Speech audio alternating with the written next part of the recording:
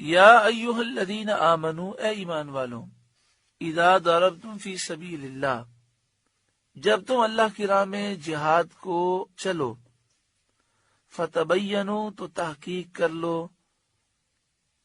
ولا تقولوا لمن القى الیکم السلام، اور جو تمہیں سلام کرے اس سے یہ نہ کہو لست مؤمنا، کہ تو مسلمان نہیں،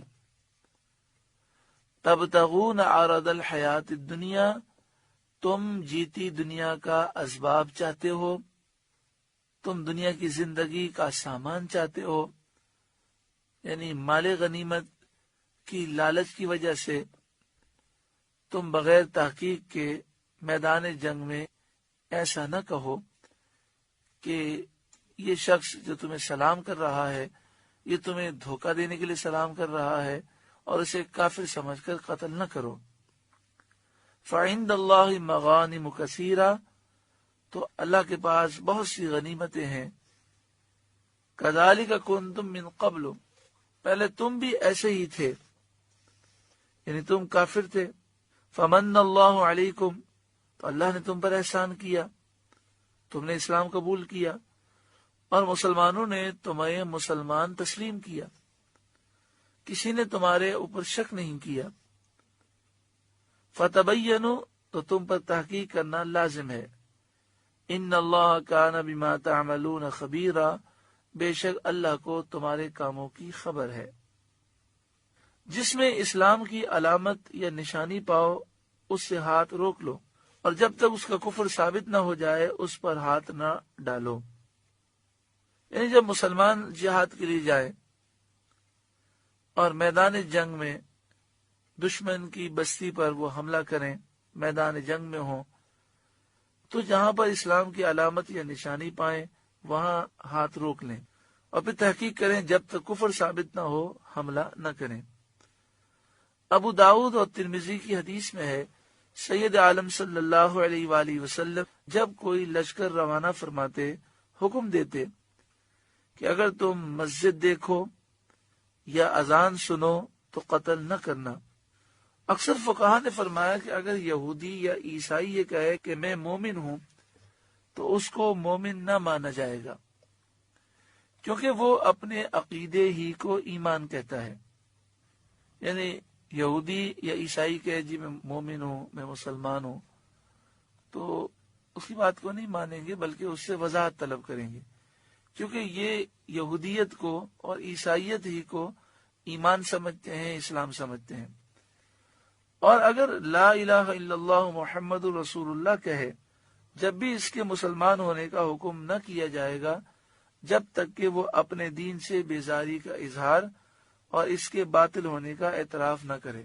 یہودی ہو، عیسائی ہو، ہندو ہو، اگر وہ مسلمان ہونا چاہتا ہے تو طریقہ یہ ہے کہ وہ اسلام کا کلمہ پڑھے، اسلام قبول کرے اور اپنے سابق دین سے بیزاری کا اعلان کرے۔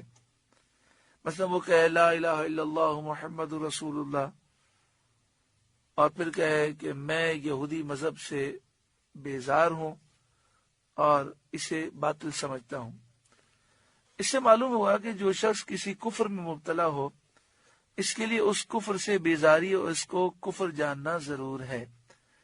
اب جیسے قادیانی ہے، اب کوئی قادیانی ہمارے سامنے کلمہ پڑھے اور کہے میں مسلمان ہوں، میں مومن ہوں، ہم اس وقت تک اسے مسلمان تصور نہیں کریں گے جب تک کہ وہ قادیانی مذہب سے بیزاری کا اعلان نہ کرے، جب تک کہ وہ اپنے کفریہ عقائد سے توبہ کا اعلان نہ کرے۔ وہ اگر مرزا غلام قادیانی کو نبی سمجھتا ہے، پیارے آقا صلی اللہ علیہ وآلہ وسلم کو آخری نبی نہیں مانتا، اس طرح کے کفریہ عقائد رکھتا ہے اور کلمہ پڑھے اور اپنے آپ کو مومن کہے تو وہ مومن شمار نہ ہوگا۔ اسی طرح اور بھی جتنے بھی بدعقیدہ بد مذہب ہیں، اگر ان کے عقائد کفریہ ہیں تو صرف کلمہ پڑھنے سے، اپنے آپ کو مسلمان یا مومن کہنے سے وہ مسلمان نہ ہوں گے جب تک کہ اپنے کفری عقیدے سے وہ بیزاری کا اعلان نہ کریں۔ اور جس بدعقیدگی میں اور جس بدعقیدہ فرقے میں وہ گھسے ہوئے ہیں اس سے نفرت کا وہ اظہار نہ کریں۔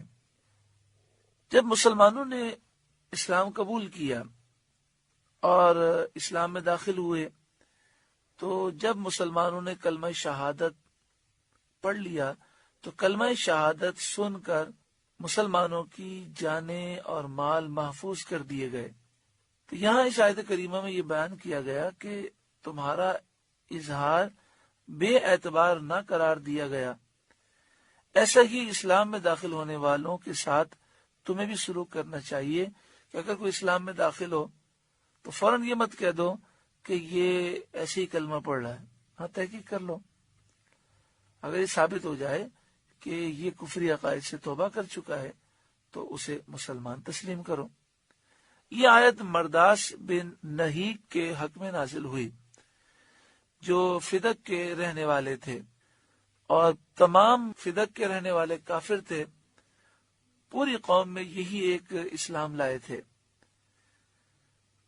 اس قوم کو خبر ملی کہ لشکر اسلام ان کی طرف آ رہا ہے تو قوم کے سب لوگ بھاگ گئے، مگر مرداس وہیں ٹھہرے رہے۔ انہوں نے سوچا لشکر اسلام آ رہا ہے، میں تو مسلمان ہوں۔ جب انہوں نے دور سے لشکر کو دیکھا تو انہوں نے خیال کیا ہو سکتا ہے کہ کوئی کافروں کا گروہ ہو، تو یہ اپنی بکریاں لے کر پہاڑ کی چوٹی پر چڑھ گئے۔ جب لشکر آیا اور انہوں نے اللہ اکبر کے نعروں کی آوازیں سنی تو خود بھی اللہ اکبر پڑھتے ہوئے نیچے اتر آئے اور کہنے لگے لا الہ الا اللہ محمد رسول اللہ، السلام علیکم۔ تو مسلمانوں نے یہ خیال کیا کہ فدق کے تو سارے لوگ کافر ہیں، یہ شخص تو دھوکہ دینے کے لیے، مغالطہ دینے کے لیے ایمان کا اظہار کر رہا ہے۔ تو مرداس کو قتل کر دیا گیا اور مسلمانوں نے ان کی بکریاں لے لیں۔ جب سید عالم صلی اللہ علیہ وآلہ وسلم کے حضور میں حاضر ہوئے اور تمام ماجرا عرض کیا تو نبی اکرم صلی اللہ علیہ وآلہ وسلم کو سخت رنج ہوا اور آپ نے فرمایا تم نے اس کے سامان کے سبب اس کو قتل کر دیا۔ اس پر یہ آیت نازل ہوئی۔ نبی اکرم صلی اللہ علیہ وآلہ وسلم نے حکم دیا کہ مقتول کی بکریاں اس کے گھر والوں کو واپس کی جائیں۔